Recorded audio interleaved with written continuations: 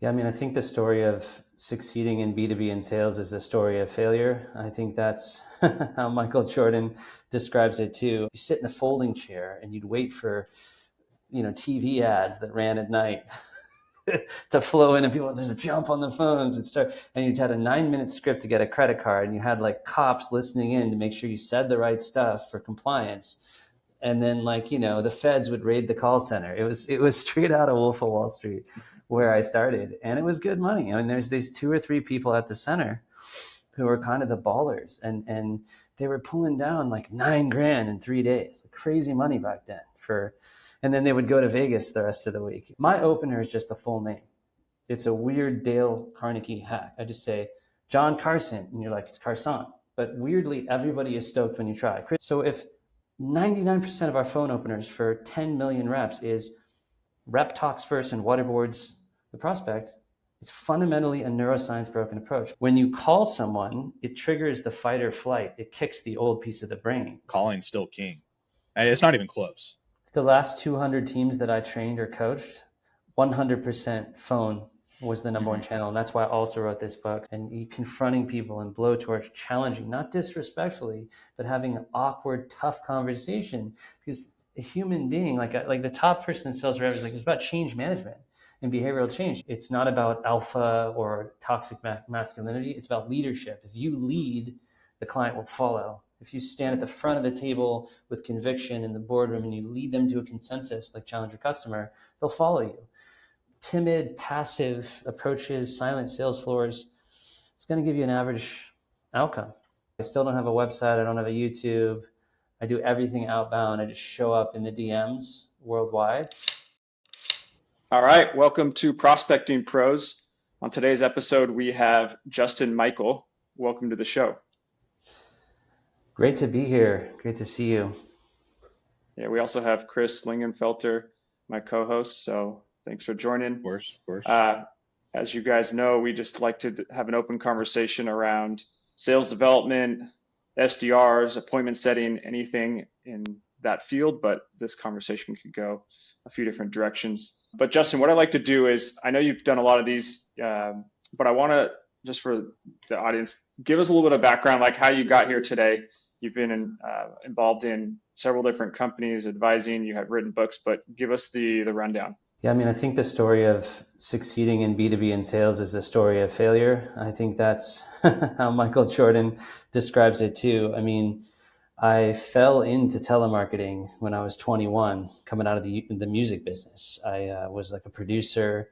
I played in rock bands. I just kind of bounced around Southern California, and I did telemarketing as a day job, and then I got good at it and had a team of telemarketers. So it started in a boiler room environment, and people are, in the reps today, they're like, I need better emails and a sequencer. And that's true. And getting perfect data is an awesome goal, right? You could do that with Cloud Lead, Titan-X, this SalesBot thing. There's some new platforms emerging.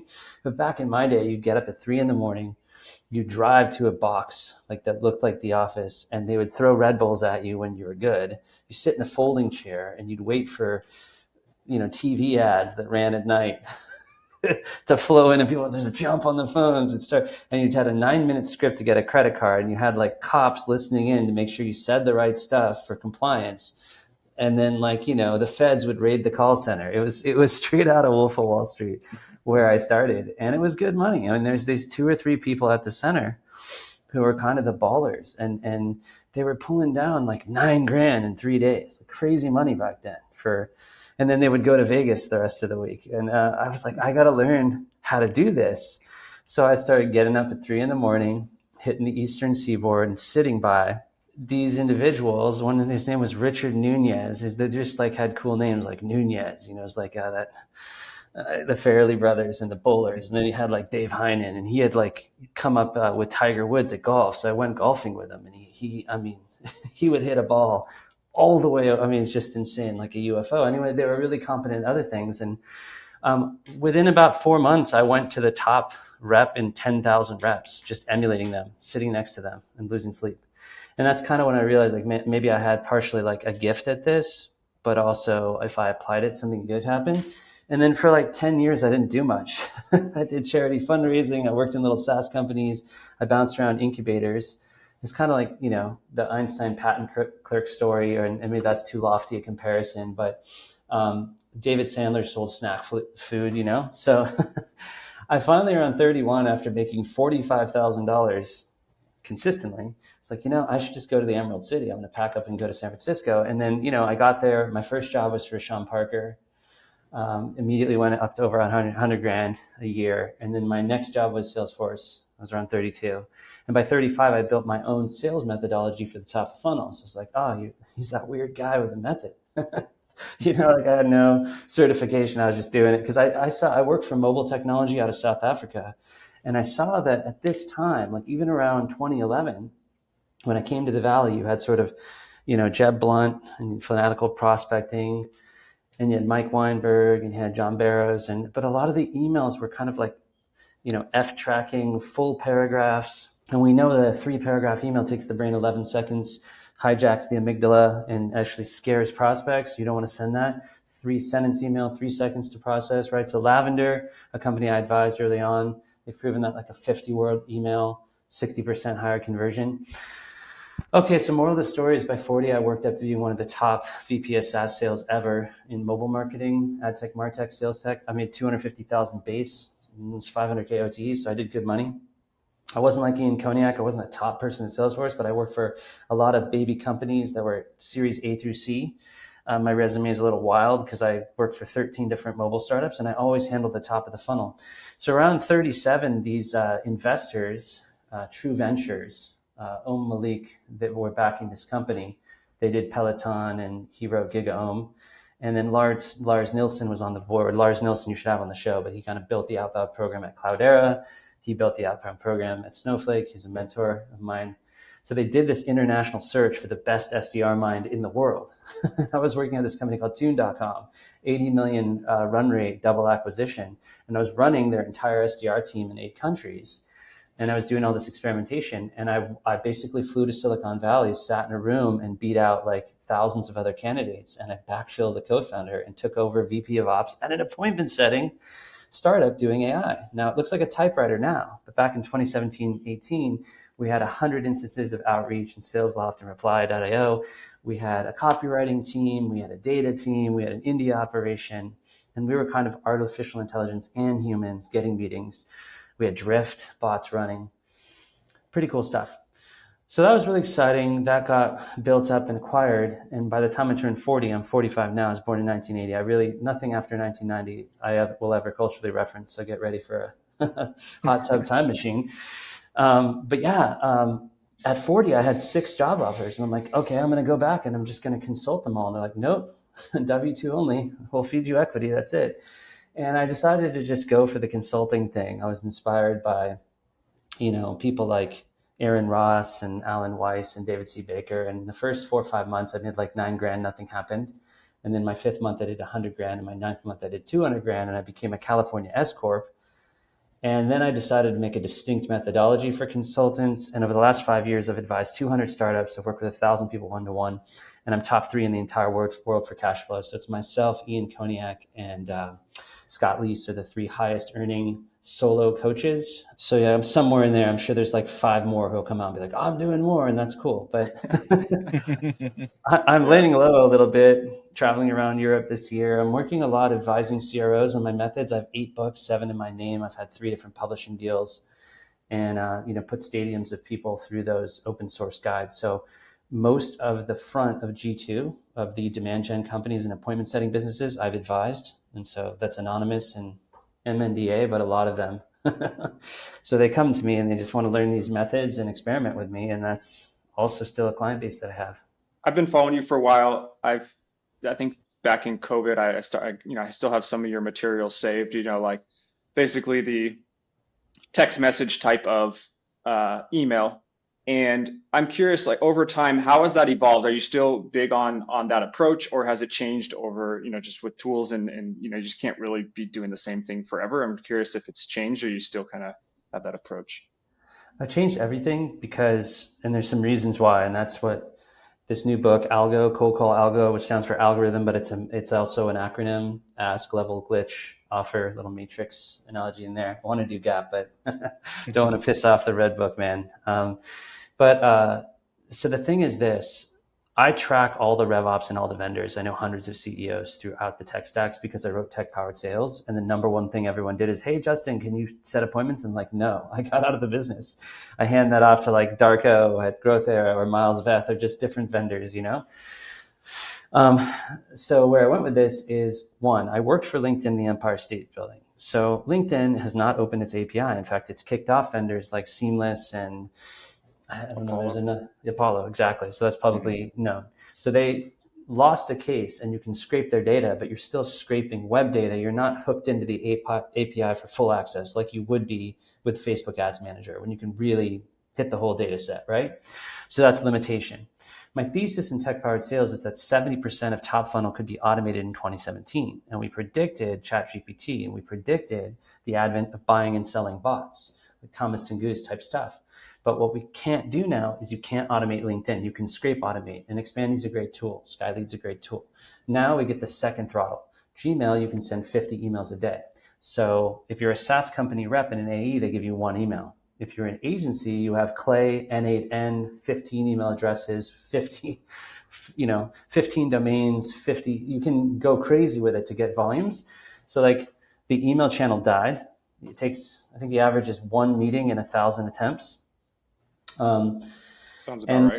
Yeah, and then the third thing that happened, and Trump, I had to get it once, Trump, the FCC banned voice digital twinning. Like you can make a twin of John Carson, you can go at it, and I can make your voice perfect, and I can have it call. But it's illegal now per the Federal Communications Commission as of last year. And of course, they banned it in Europe, and Australia followed. So companies still do it, but the fines are pretty steep, which is crazy. Like text messaging is illegal, faxing is illegal, and you can't spoof people and call. Now, I was hoping in my book that it would be like, hi, this is Justin Michael's AI voice. Would you like to accept the call? And you're like, cool, it's his AI. And you take it. Or you have your AI take it. That's the future. I think that's where it could go or get more regulated. So in that scope of those three throttles, the last thing left is to go get pure phone number data and call people. So 20 to 30% of people answer. And you go to titanx.io and they go and they hit it with algorithms and they scrape it. And I give them, how many hundreds of leads. And they come back and they say, hey, John, these 200 people pick up. And then I just call them. And it's crazy. Like Connect and Sell and Orem have modes now that are multimodal. You have parallel assisted dialing, 4x or 10x calling at the same time. So calling 4 to 10 numbers at a time, hot switching in, and all these vendors. But now, optimally, if you have that pure P1, priority one data, you hit it with a power dialer efficiently, one after the other, and then you do boost connects. You do like the right time of day, predictive time of day.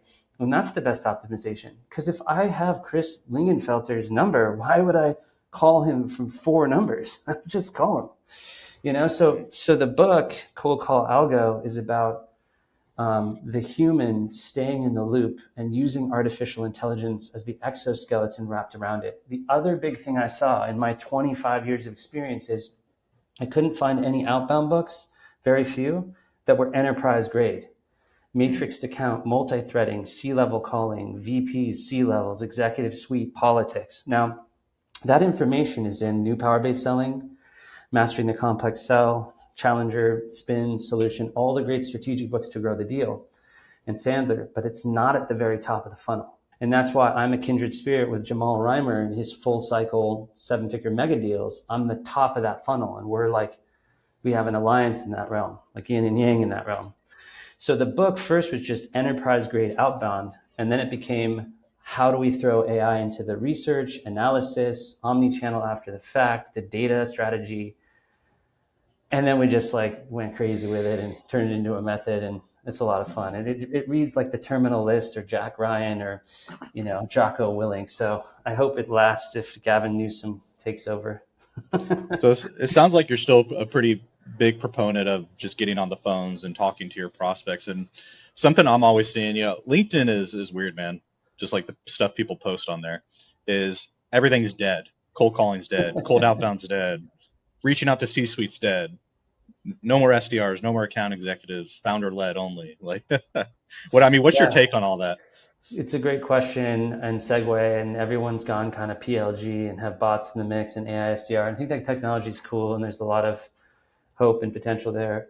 I actually believe that every industrial revolution creates jobs, there's a theory of divergence and convergence. And the truth is that there's only divergence. People still have iPads. They still have iPhones.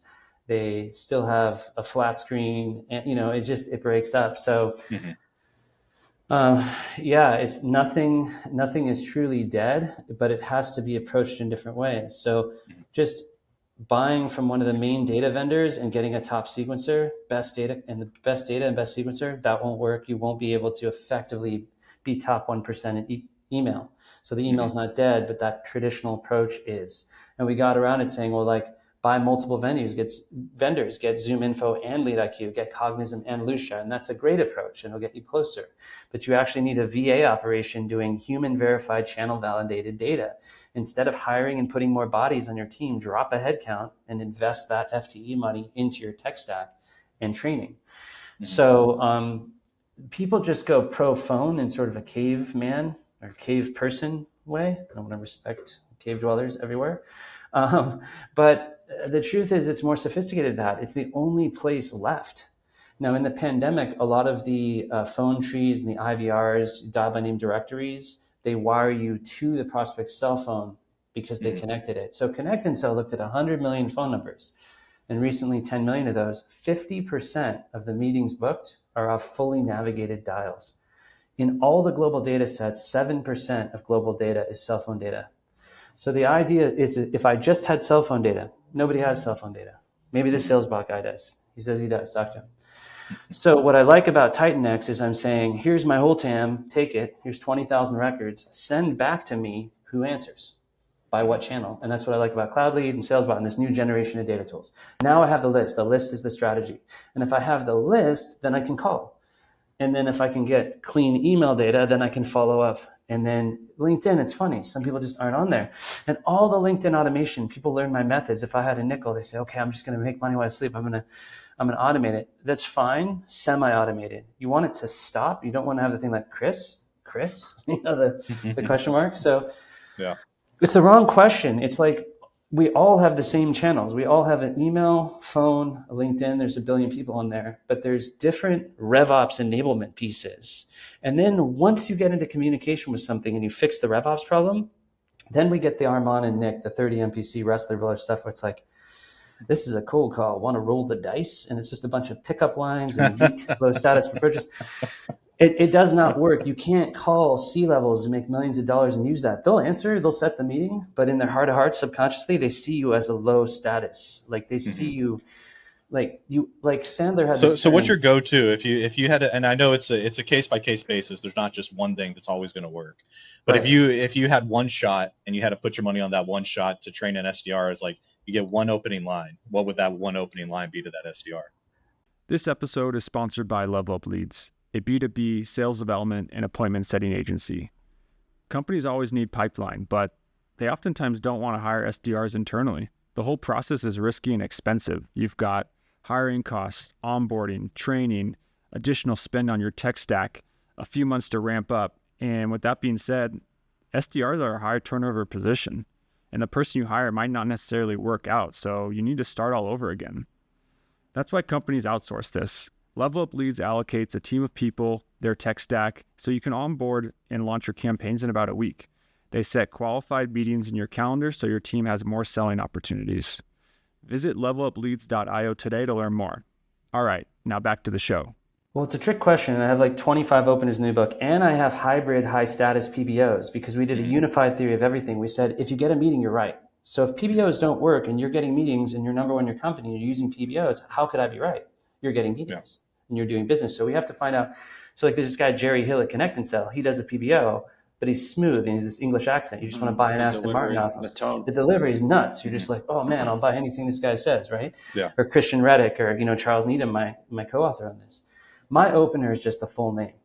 It's a weird Dale Carnegie hack. I just say John Carson, and you're like, it's Carson. But weirdly, everybody is stoked when you try. Chris Lingenfolder, it's Felter. Hey, Chris, Justin Michael. And then I have this old opener I always use, Route Ruin Multiply, where I say, hey, Chris, just curious, who heads up your automation strategy? And people have fought me tooth and nail on this, but in enterprise accounts, you're typically going to get routed. I call the VP of mobile. Hey, I'm like, Chris Lingenfelder. Yes. Just curious, who heads up your mobile? It's the VP of mobile. And you know what the VP of mobile told me? Oh, I do the web. We have an agency on the actual app. I get routed. So I taught this to Luke Ruffing at PandaDoc for 5 years. He went President's Club. Because here's another to say it. Chris, I'm looking on LinkedIn. There's 35 VPs in your marketing team. Which one is doing analytics? Oh, that's Cindy. Okay, cool. Can I get your permission to call and say we talk? So it's instead of trying to sell the product, get the time, pitch up front, I'm trying to just get routed. And so there's a lot of fundamentals to psychology. Just how I told you the story about how the email has to be mobile responsive under 50 words for smartphone types. In a conversation, and not now in this podcast, the person talking is out of control. So if 99% of our phone openers for 10 million reps is rep talks first and waterboards the prospect, it's fundamentally a neuroscience broken approach. My approach is say your full name, ask a question. Algo A, ask-based opener, not permission-based. It's more of an open question. It could be something like, hey, when you're training up your team, are you finding gaps between the training and the output and your margin, or some kind of question that's going to provoke them? But it's something open that's going to get them talking first in the first 3 to 10 seconds. I've never seen that. It's always like, hey, Chris, how you doing today? Okay, the reason for my call, and then I just pitch. And then on LinkedIn, I have a pitch in the invite.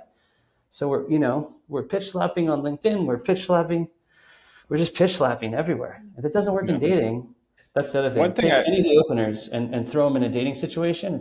It's like, oh, could I get 30 seconds to see if you might want to date me? Hold on, let me tell you. Yeah, good luck. Sorry, got excited. Yeah, I was just saying, like, regardless of it's the opener of a call, it's the channel. What I've found is there's cycles. I've been in this not as long as you, but I've been in this outbound appointment setting space for a good 6-7 years now, all agency work. And there's cycles of what seems to be working better. And then everyone will kind of follow the herd. Oh, email's working really well. And then everyone starts doing the same type of openers, the same type of, hey, worth the chat. And then it's like email's no longer working that well. Email's dead. But then it's just like this cycle of what seems to be working. And then there's like a herd of people that are always following that trend. Yeah, so the brain is identical to 1910 and 1810 and 1710. Nothing changed. So yes, writing text message looking emails will work forever. Maybe someday everyone will do that and you'll write a long one and stand out. But the neuroscience in the brain never changes. And that's why all my methodologies are operating systems. It's all a formula, a framework, or what I call heuristics, which is sort of the meta-linguistics. Like linguistics is what we say, and heuristics is the system above it, which has made it so powerful. So you can read all my stuff open source, and then you can generate your own templates and infinite scripts and infinite openers by understanding visual prospecting. So here's what's so crazy. Like, we all know that the phone is tonality. And people are like, it's just tone. And I'm okay. Meet someone and say, hey, it's great meeting you. You want to go see my meth lab? And real quickly, regardless of delivery, now I don't know. It's your jam. You're like, hell yeah. I don't know. But where I'm going with this is words matter, right? It's the power of what you say. And then whether it's exactly what to say, that book, or Daniel Kahneman in Thinking Fast, Thinking Slow. So what I've also learned is that the phone is about power. It's about status frames. That's something Oren Klaff hits in his work with fundraising and how you tee it up so you raise the money. But then email is actually visual because words are pictograms. It's like cave paintings. You look at the word ant and you literally see an ant crawling. You remember your childhood, hopefully not burning one in the sun. But your mind is an image-driven machine. So all my phone scripts are power-driven. And all of my email work is focused around visuals. That's why I have Venn diagrams and GIFs and Zyte, 𝐬𝐮𝐻T.com, like it's called Cloud Apps. So you can use the right brain centers. The other huge realization, and I talked to a lot of different trainers about it, and is there's two systems of the brain, also comes out of that book. So system 1 and system 2. There's the amygdala and the limbic system, the old brain that's millions of years old. And then there's the front brain that's 200,000 years old. And if you believe the world is 4,000 years old and flat, like we can use a different model, but basically this is new, this is old. And here's the problem. When you call someone, it triggers the fight or flight. It kicks the old piece of the brain. And so when you call them and you start hitting them with logic and the reason, they still feel intruded on and they retreat and they lie and they say no and they recoil. So when you call someone, you have to calm down the old brain for enough time for system 2 to calm it down. When you email someone, it's the opposite. You send them all this logical facts and figures. It's like 20% of people can handle that. You need to trigger them emotionally in email to stand out, something away from pain. So you need like pain, fear, storytelling, emotion. Look at Netflix. Look at every single thing on Netflix. Do you notice they don't have many comedies? It's all drama. Look at the Taylor Sheridan portfolio. Watch Yellowstone. Watch, Mayor of Kingston. Yellowstone's a good show. It's a great one. Anyway, my book is very much if Taylor Sheridan created a B2B methodology, that's cold call algo. Yeah. I would be kind of curious. Your take is, everything that you're doing is kind of like the SDR, BDR function to a certain extent. And how would you advise a company kind of exploring building out that motion internally? Because it's not built for everyone. It's not going to work for everybody. What are the key, I guess, indicators you look for to say, okay, yeah, it's time for you to start looking into building out this motion internally? Yeah, I definitely get pigeonholed like that, but I worked for this chief customer officer, the CCO named Ryan Buma, who reported to Mark Hurd at Oracle and ran the ISV channel. And he said, everybody prospects. And I know you both believe in that, but if you have account executives, 40% of their pipeline should be self-delivered. That should be an SLA in your company.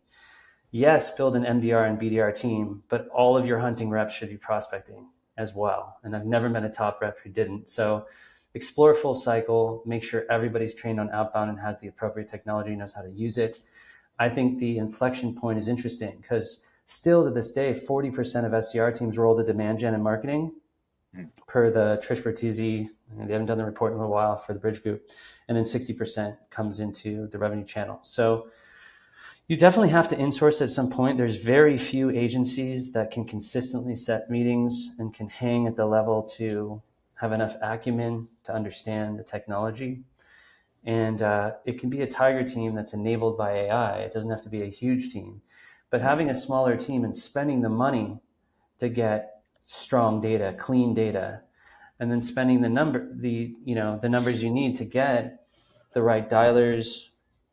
I mean, think of it like Henry Ford. His quote is, if I asked them what they wanted, they would have said faster horses. So do you want a typewriter or you want a Tesla? If you have the email capability to email one at a time, if you have one email address per rep, huge fail. If you're manually dialing phones, that's a huge fail. So that's, I think everyone needs to have the team. I still believe in the supply chain. I don't think it goes away. We're just not there yet. No.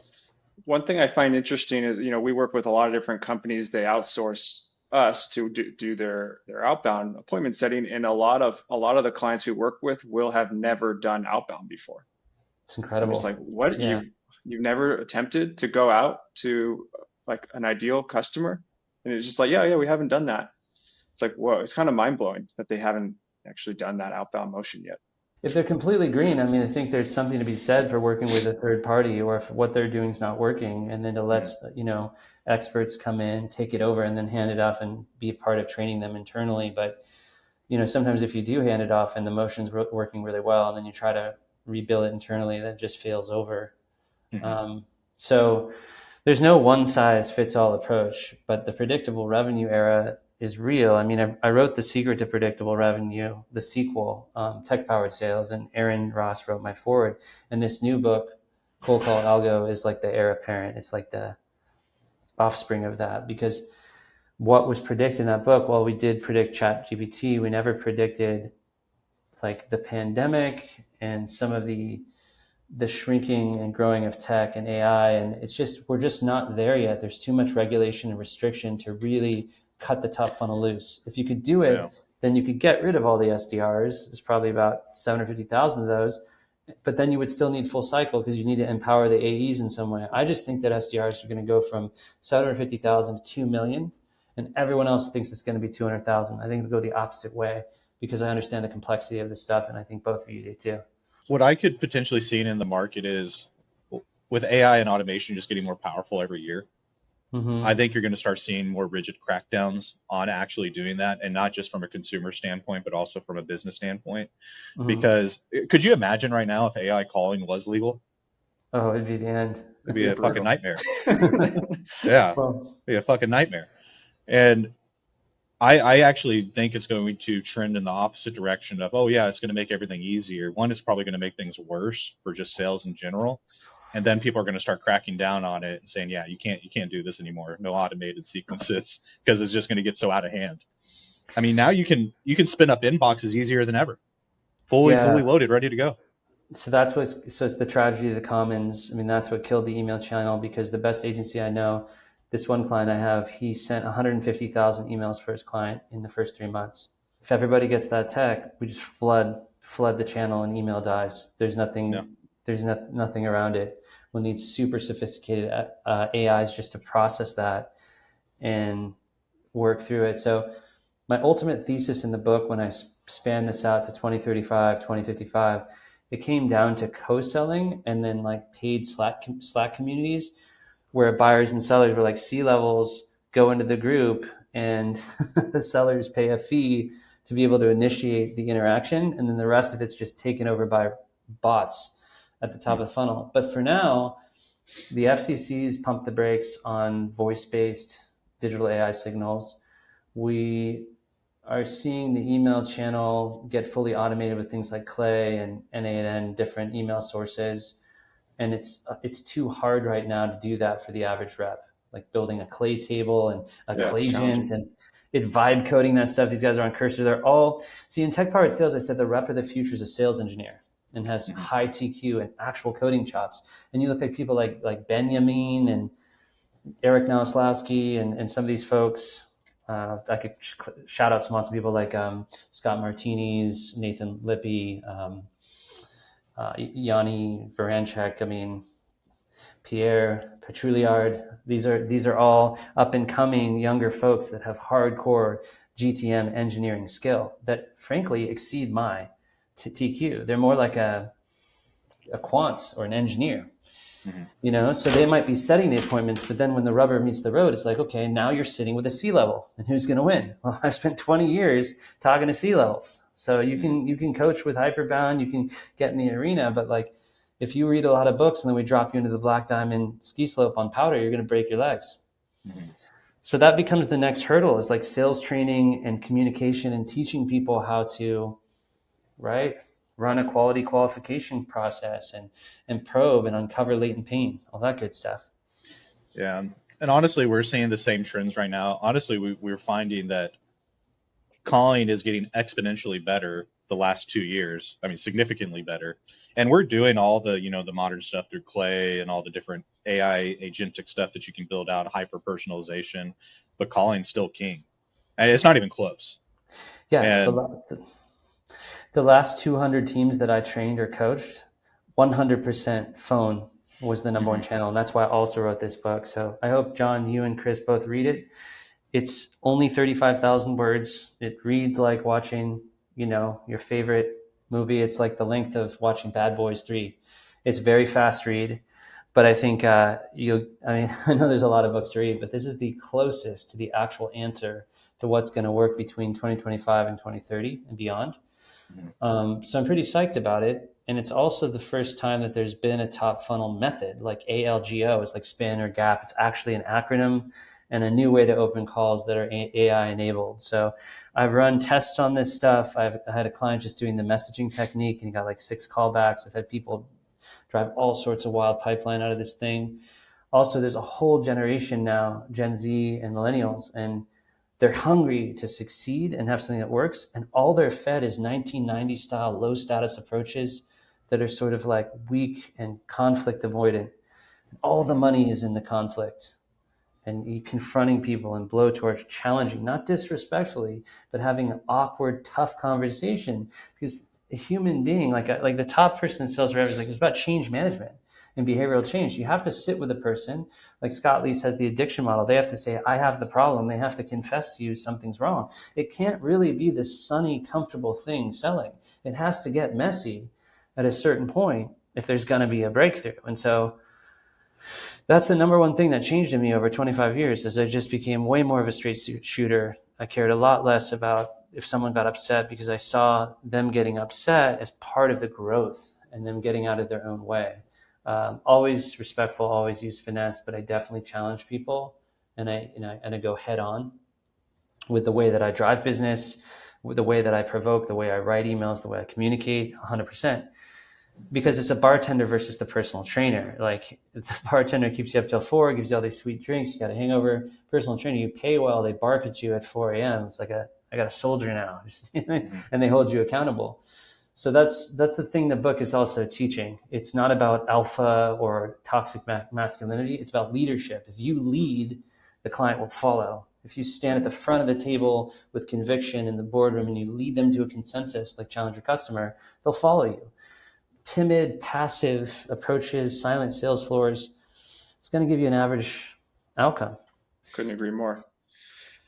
Hey, Justin, I'm going to wrap up this conversation. I do feel like we're just scratching the surface, though. We could probably do a round 2 at some point, maybe for longer, because I have a bunch of questions I didn't get to ask.